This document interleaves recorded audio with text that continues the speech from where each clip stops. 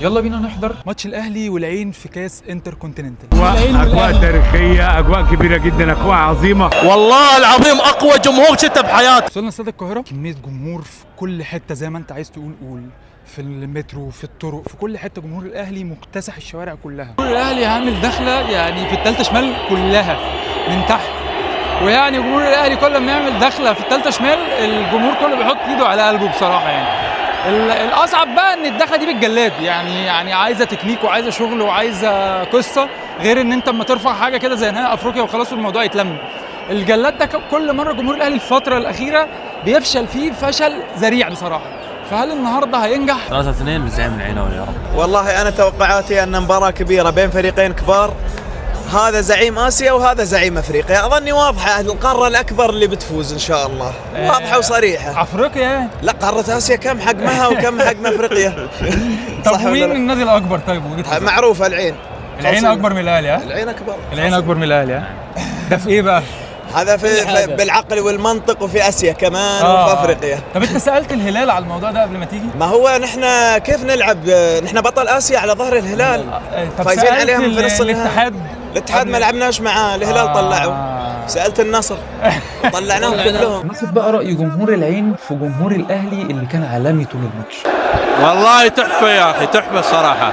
اقول اليوم اذا فاز الاهلي ففوز جمهوره، هذا خطير. ها؟ خطير جمهور الصراحه، يعني يضاهي الجماهير العالميه. يلعبون ضد من؟ ضد دورتموند. والله اقوى جمهورين في العالم، ما تعرف من اقوى والله. بس ما شاء الله ما شاء الله، والله العظيم اقوى جمهور شفته بحياتي. والله جمهور الاهلي والله اقوى جمهور. انا رحت مباريات كثيره، رحت والله اقوى جمهور خطير. ها؟ فزت ولا ما فزت انا بستمتع بالجو، والله اعيش الجو 90 دقيقه. ما شاء الله تبارك الرحمن، الملعب يهتز، والله يهتز، والله ما شاء الله تبارك الرحمن. من الساعة 9 الصبح دول هنا في المدرجات، والله رعب، والله احس اني في اوروبا. والله حبيبي اقارن بين دورتموند اظلمهم، والله اقارنهم مع منو؟ لا تقارنهم ابدا. ومن الجمهور نروح للعالمي خالد بيومي في تحليل سريع كده قبل الماتش. عايز اعرف رايك في الاجواء بقى بشكل عام. اجواء تاريخيه، اجواء كبيره جدا، اجواء عظيمه بين فريقين كبار. الاهلي طبعا زعيم افريقيا وزعيم اسيا نادي العين. احنا متشرفين كمان بكل اهل الامارات، ونادي العين بيلعب لاول مره على ملعب استاد القاهره، حاجه تشرفنا كلنا وتشرف كل القاره الافريقيه. توقعاتك قبل الماتش سريعا؟ صعب جدا اتوقع، صعب جدا. جمهور الاهلي ممكن يأثر شويه؟ اكيد ممكن بنسبه كبيره جدا، هو العامل رقم واحد بالنسبه لعيبه النادي الاهلي ومديره الفني. لما بالظبط كان في الاستوديوهات بتاعت ابو ظبي واون تايم سبورت، جمهور العين بدا يعلق البانرات بتاعته ويستعد للتشجيع قدام حماس 60,000 وحش في الاستاد. دي لحظه دخول لعيبه نادي العين، الاستاد انفجر. طبعا جمهور العين بيحاول يشجع على قد ما يقدر بس مش قادر يواجه 65,000 تقريبا متفرج موجودين في استاد القاهره. زي ما انتم شايفين كان جمهور الزمالك بيقول في ماتش السوبر اللي كان في الامارات ان هو خد البانر بتاع جمهور الاهلي اللي هو جمهور ده حمايه. وطبعا احنا عارفين ان دي بقى بتبقى علموا عليهم وكده بقى، وقال لك هنشوف البانر ده هيظهر في ماتش العين ولا لا. فجمهور الاهلي بيطلع البانر اهو تاني في ماتش العين وبيغني الاغنيه بتاع الجمهور ده حمايه. قبل الماتش بدقايق رفع جمهور الاهلي الدخله بتاعته اللي بصراحه مش قادر اعلق عليها قوي، فهسيب لكم انتوا تقولوا التعليق في الكومنت.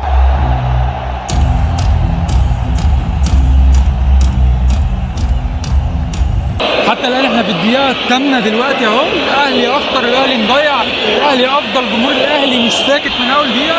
فاتمنى ان الاهلي يفضل ماشي بنفس الريتم ده. عدى اهو نص ساعه وبرده لسه النتيجه 0-0، ما لهمش اي خطوره خالص، اللهم الا كره واحده، وبيلعبوا بخطه باص الرحيمي زي ما احنا كنا بنعمل مثلا مع صلاح زمان. هم بقى بيلعبوا بنفس الخطه دي دلوقتي، باص الرحيمي، اي كره بيلعبوها على الرحيمي، فلازم نجيب جول.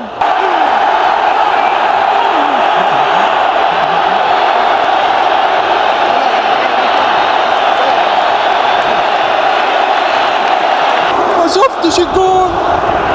شفتش الجول. ما قلنا لازم نجيب جول دلوقتي، هو ده الصح. نهاية الشوط الأول يعني مفيش أحلى من كده، احنا أحسن، احنا أفضل، راحوش غير بكرة واحدة. يا رب الشوط الثاني نجيب الجول الثاني عشان ما نفضلش لحد آخر دقيقة شقيانين تعبان. بين الشوطين بقى جمهور الأهلي بدأ يعمل حفلة عداء كده على جمهور العين. جمهور الأهلي بيدس بقى جمهور العين.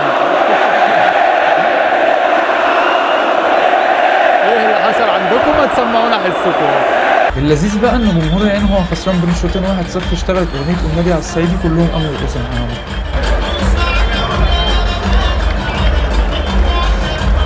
وتبقى قاعد كده في امان الله بين الشوطين تلاقي معدي من جنبك عماد متعب وسيف زاهر واحمد حسن وزيدان.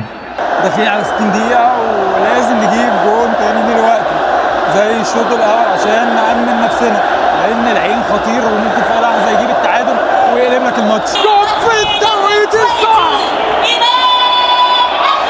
يا ابن اللعيبة يا إمام. يعني أعتقد دلوقتي الأهلي محتاج يعدل، احنا في الدقيقة 63 تقريبا، أنت محتاج نص ملعبك يتنشط شوية والحتة اللي قدام دي تبقى أنشط من كده. بس طبعا كابتن مارسيل كولر معودنا على التغييرات في الدقيقة 95,000.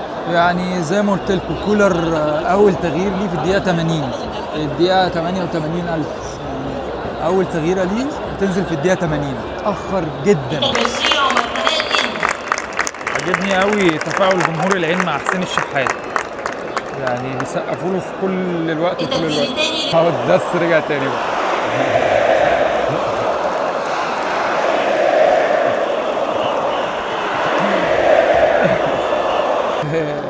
التغيير الثاني بقى الكولر في الدقيقة 88 وتغيير الترولي أشرف داري مكان ياسر إبراهيم. يعني من الدقيقة 89 كده ده الجول الثالث ده ولا إيه؟ ها ضربة جزاء؟ ضربة جزاء! ضربة جزاء! ضربة جزاء!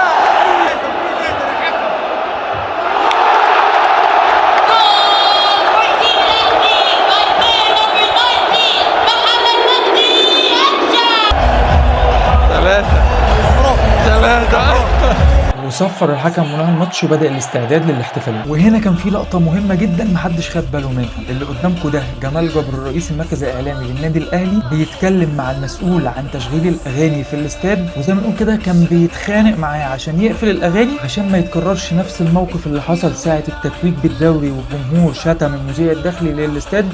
وكان هنا حتى بيقول له بالحرف الجمهور هيشتم اقفلوا الأغاني. قفلوا الاغاني يا جماعه وسمعوا كلام جمهور الاهلي وسمعوا كلام اداره الاهلي زي ما احنا شايفين هنا اهو الاغاني مقفوله. ودي لحظه رفع الخطيب لكاس بطوله قاريه جديده.